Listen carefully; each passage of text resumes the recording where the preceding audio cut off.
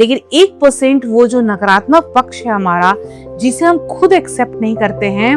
उस वक्त जो डांट पड़ी थी वो इसलिए पड़ी थी क्योंकि आपको संभलना था अपने जीवन में, और ये अंदर रह जाता है। हम इसे खत्म करने की कोशिश करते हैं, इसको हील करने की कोशिश करते हैं। जो आप डरे हैं, जो परेशान हुए हैं, उनको हम कैसे ठीक कर सकते हैं? ये वही लोग करते हैं जिनके अंदर आपने कई सारे हीलिंग मोडालिटीज को ट्राई किया। आप हीलिंग करते हैं खुद की, थोड़े दिन आप ठीक रहते हैं, लेकिन फिर से वही सारी प्रॉब्लम्स आपके लाइफ में आनी शुरू हो जाती हैं, क्योंकि ये आपका पैटर्न हो गया है और इसको जड़ से खत्म करना है। खुद को टेम्पररी नहीं, जड़ से हील करना है। आज हम शैडो वर्क के बारे में बात करेंगे, रिफ्लेक्शन के बारे में बात करेंगे। बहुत सारे मेरे क्लाइंट्स आते हैं और पूछते हैं कि हम हीलिंग प्रैक्टिसेस करने के बाद बहुत रिजल्ट भी पाते हैं, सक्सेस भी पाते हैं, लेकिन फिर 3 महीने 6 महीने बाद वही सारी समस्याएं, उसी तरह के लोग, उसी तरह की सिचुएशन हमारे जीवन में हावी हो जाती है।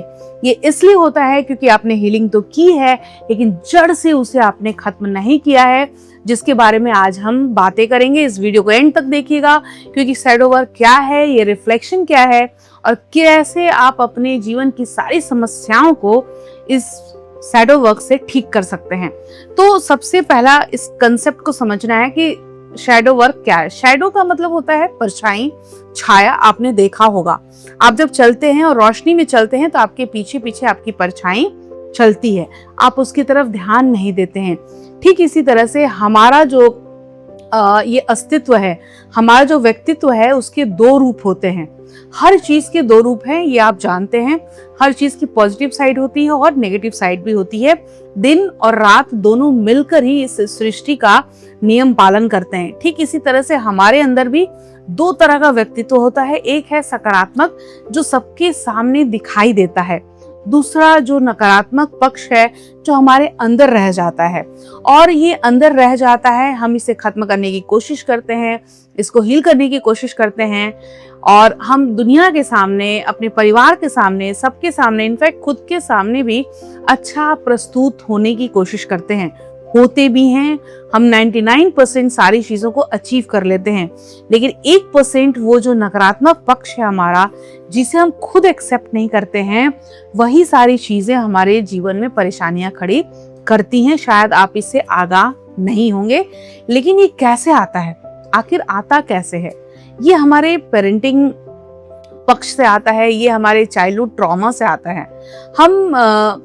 हम सब अपने बचपन को बहुत ज़्यादा याद करते हैं, और हमारे जब बच्चे होते हैं, हम जब अपने बच्चों को खेलते हुए देखते हैं, तो हम खुद की तुलना उनसे करना शुरू करते हैं, और हम उन्हें भी कई जगह रोक टोक करते हैं, उन्हें कई तरह की चीज़ों के लिए मना करते हैं। ये वही लोग करते हैं जिनके अंदर अपना जो ट्रॉमा है वो बैठा हुआ है, और वो सारी चीज़ें आसपास के लोगों पर अपने उस व्यक्तित्व को हावी करने की कोशिश करते हैं।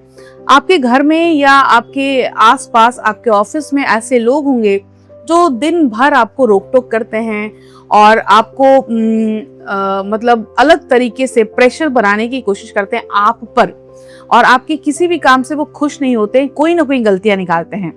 छोटी गलती हो, बड़ी गलती हो, वो दिन भर उनका प्रयास यही होता है कि जितने भी लोग हैं उनके काम में, उनकी चीज़ों में हम कोई ना कोई गलती निकालें। ये वही लोग हैं जिनके अंदर बहुत सारा चाइल्डहुड ट्रॉमा बैठा हुआ है, और अपने ट्रॉमा को वो लोगों में बांटने का प्रयास करते हैं। इसको हम कैसे, किस तरह से ठीक कर सकते हैं? अगर आप भी उसमें हैं तो इसको ठीक किया जा सकता है। सबसे अच्छी बात ये है, तो इसके कई सारे तरीके हैं, लेकिन जो मुख्य रूप से ऐसे तरीके का मैं आपको इस्तेमाल करने के लिए यहाँ पे सजेशन दूंगी, जिनका रिजल्ट बहुत अच्छा आता है और जिनको सिर्फ आप कर सकते हैं और आप तक ही ये सीमित रहेगा। देखिए, आप लिखने बैठिए, सबसे पहले तो अपने बचपन को लिख डालिए, और उस बचपन में आपकी उम्र अभी जो भी हो, वहां से पीछे की तरफ जाना है। अपने आप की अपनी मेमोरी जब से आपको याद है, 4 साल से, 5 साल से, 3 साल से, वहां से कोशिश करना है कि आपको क्या क्या चीजें याद हैं, आपको कहाँ कहाँ रोका गया है, आपको कहाँ कहाँ टोका क्या है, कहाँ कहाँ पर आपको दुख मिला है, कहाँ कहाँ परेशानियों का सामना करना पड़ा है। वो सारी चीजें लिखिए। कब कब आप रोए हैं, कब कब आपके सिबलिंग्स ने आपको हर्ट किया है, कब कब पेरेंट ने हर्ट किया है, कब आपके दोस्तों ने आपका मजाक उड़ाया है, बहुत सारी चीजें उसमें आएंगी। वो सारी चीजें लिखनी है और बिना जजमेंट के यहाँ पर आपको किसी भी तरह का खुद के बारे में जजमेंट नहीं करना है। वो आप लिखेंगे, आप जैसे ही लिखेंगे आपका सब कॉन्शियस वहां पे खुलता हुआ चला जाएगा।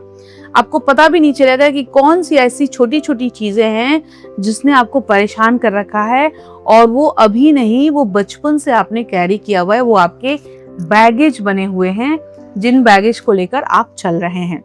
सबसे पहले यहाँ पर जो मैं क्वेश्चंस दे रही हूँ उसको भी लिखने का प्रयास करिएगा, उसके आंसर देने का कोशिश करिएगा, कमेंट में भी बताइएगा तो मैं आपको और भी ज्यादा हेल्प कर पाऊंगी। मेरा 1-to-1 फ्री क्लैरिटी कॉल होता है 40 मिनट का, आप उसको ले सकते हैं और उसमें भी हम आपके प्रॉब्लम्स को हम डिस्कस कर सकते हैं। क्या क्या चीजें आपको ट्रिगर करती हैं और सबसे ज्यादा कौन से लोग, उनकी कौन सी बातें आपको ट्रिगर करती हैं और क्यों, आपको ये लिखना है।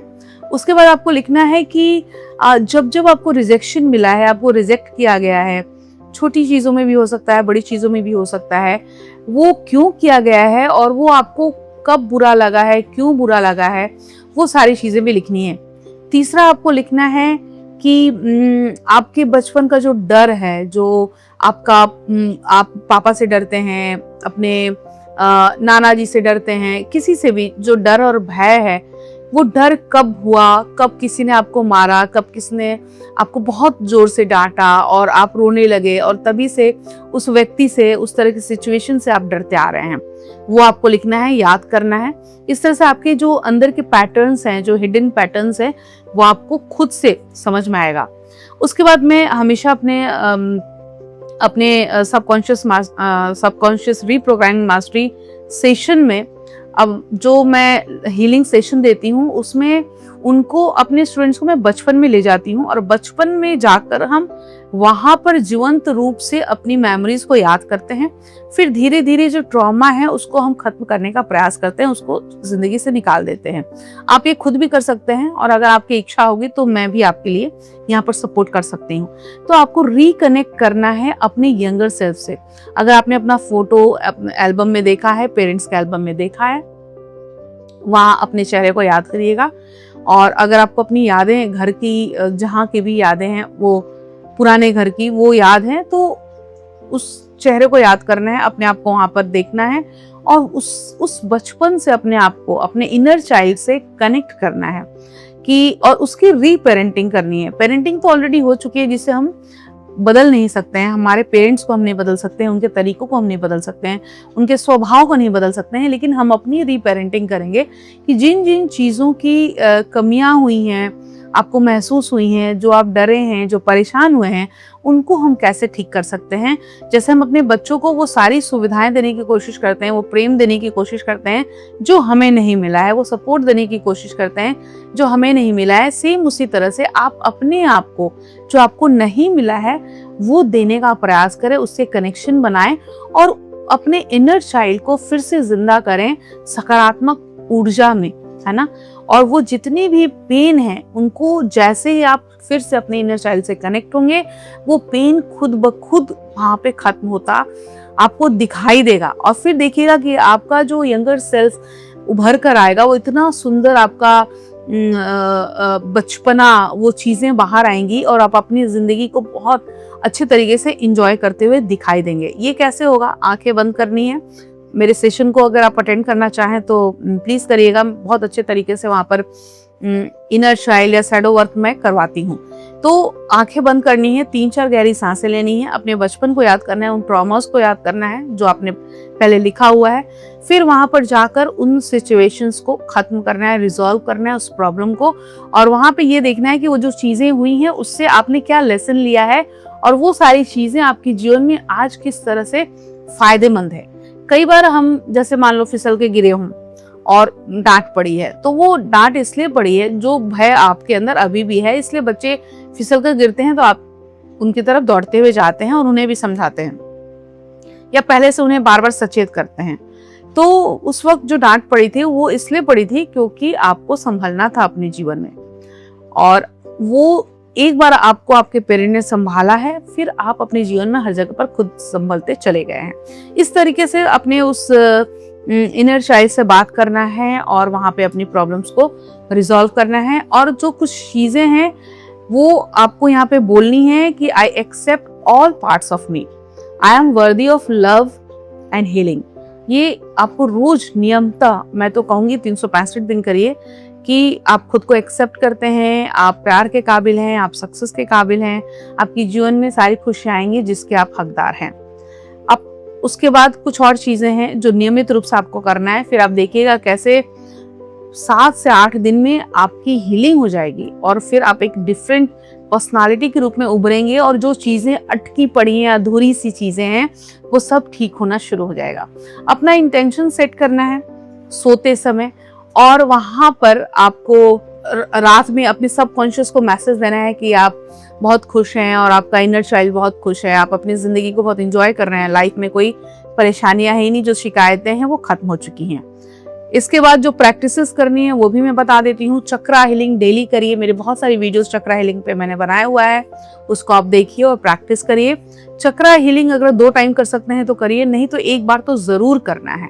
उससे आपके सातों चक्र बराबर होते हैं और इमोशंस जो है, जो नेगेटिव इमोशंस है, नेगेटिव एनर्जी है, वो खुद ब खुद आपके शरीर से, आपके दिमाग से बाहर चली जाती है।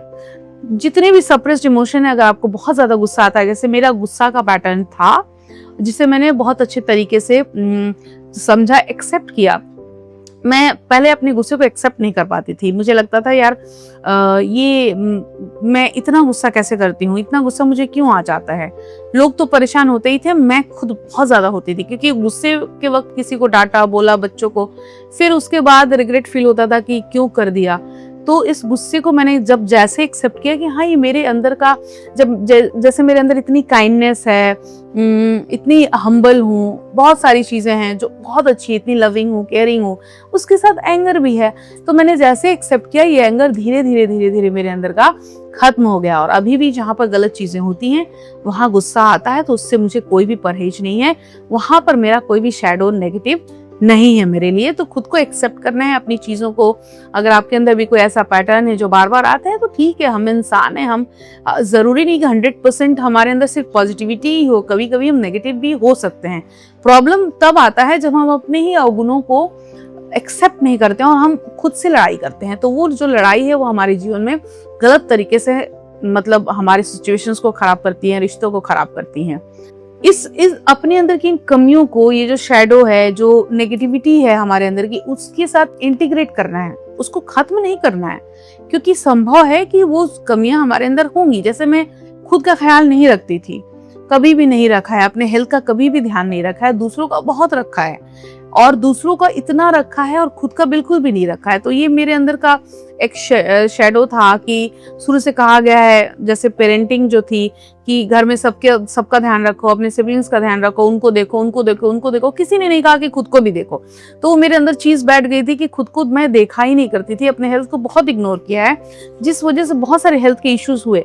लेकिन अब मुझे समझ आया है जब मैंने अपना शैडो वर्क किया कि ये जो था, मैंने अपने इनर चाइल्ड से मैंने कनेक्ट किया, और उस बच्चे को जो जो चीजें चाहिए थी, जो उसके फ्रस्ट्रेशन थे, जो सैडनेस थी, बहुत ज्यादा सैडनेस थी, उसको ठीक करने का प्रयास किया। तो इसी तरह से इसको खत्म नहीं करना है, इसको बाहर नहीं निकाल फेंकना है, इसको एक्सेप्ट करना है कि हाँ ये हमारे अंदर की कमियां हैं जिनको हम ठीक कर सकते हैं। देखिए, एक्सेप्ट तो आप दूसरों को भी करिए और खुद को भी करिए।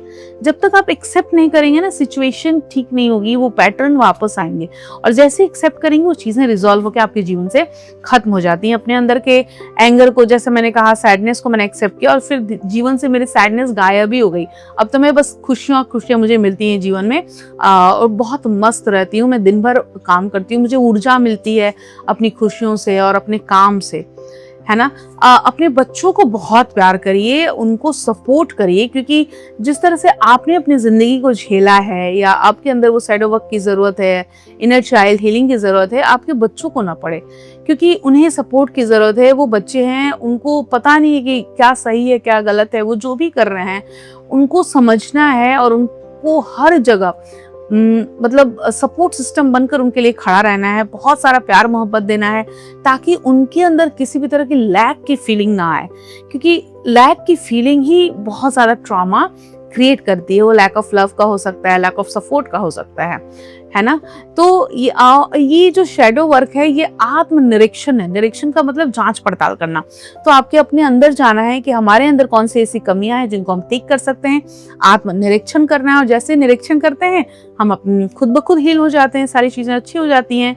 ये एक तरह से स्पिरिचुअल अवेकनिंग भी है। मैं हमेशा अपने स्टूडेंट से कहा करती हूँ कि ये आपका स्पिरिचुअल अवेकनिंग है। जैसे आप अपने शैडो वर्क पे, अपने नेगेटिव एनर्जी पे काम करते हैं, नेगेटिव इमोशंस पे काम करते हैं, फ्रस्ट्रेशन, सैडनेस, एंगर, जेलसी, कुछ भी हो सकता है, वैसे ही आपकी अवेकनिंग होनी शुरू हो जाती है। तो थैंक यू सो मच। मुझे बहुत अच्छा लगता है जब मैं अपने नॉलेज को शेयर करती हूँ, और मुझे लगता है कि जब कोई ऐसी चीज मैं बता रही हूँ आप उसको इस्तेमाल करते हैं और आपके जीवन में अच्छे रिजल्ट्स आते हैं, तो सबसे बड़ी अचीवमेंट मेरे लिए, सबसे बड़ा सक्सेस है मेरे लिए जब आप कमेंट करते हैं और बताते हैं। तो इस वीडियो को जरूर लाइक करिएगा। अगर आपने अब तक सब्सक्राइब नहीं किया तो मेरे चैनल को प्लीज सब्सक्राइब कर लीजिएगा। ज़्यादा से ज़्यादा लोगों को शेयर करिएगा ताकि उन्हें भी पता चले कि ये जो हमारे घर में या हमारे ऑफिस में ऐसे लोग हैं जो दिन भर रोक टोक करते हैं, एक्चुअली उन्हें हीलिंग की ज़रूरत है। और हम जब अपने आप से इन सारी चीज़ों से जूझते हैं तो हमें भी शैडो वर्क की ज़रूरत है। और हमारी जो अगली पीढ़ी है, जिनके फ्यूचर को बनाना चाहते हैं, अच्छा बनाना चाहते हैं, उनको हमें किस तरह से उनके साथ हमें व्यवहार करना है। Thank you so much. Bye bye and take care. अपना खास ख्याल रखिएगा, क्योंकि वो खास इंसान हैं जो अपने लिए ज़िंदगी को खास बना सकते हैं।